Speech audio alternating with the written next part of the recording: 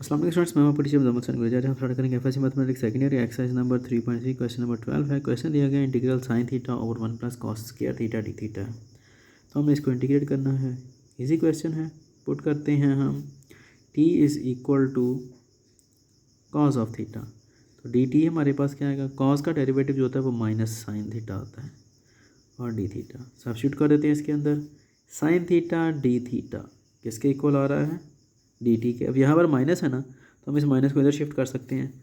जब माइनस को इधर शिफ्ट करेंगे तो ये क्या हो जाएगा, प्लस हो जाएगा। ठीक है, तो यहाँ पर भी प्लस ही आना, तो इसलिए हम क्या लिखेंगे, साइन थीटा डी थीटा किसके इक्वल है, माइनस डी टी के। ठीक है जी, और 1 प्लस कॉस है, कॉस किसके इक्वल है, टी के। तो कॉस का स्क्वायर था यहाँ पर, तो इसलिए टी का स्क्वायर आ गया। सही है जी।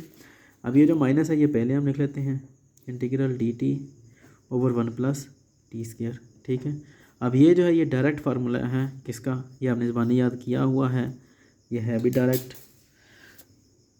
ये इक्वल आता है जी tan इनवर्स और वेरिएबल के, यानी कि ये वाला टी एक्स है तो tan इनवर्स एक्स आ जाएगा, plus C constant of integration. ये माइनस एज इट इज़ आ गया, tan इनवर्स टी किसके इक्वल है, कॉस थीटा के। तो हम यहाँ पे लिखेंगे cos of theta plus C as it is.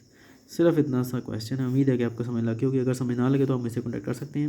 अब इंशाल्लाह नेक्स्ट वीडियो में आपसे मिलता हूँ, तब तक के लिए अपना ख्याल रखिए, मुझे तो हम याद रखें। अल्लाह हाफ़िज़।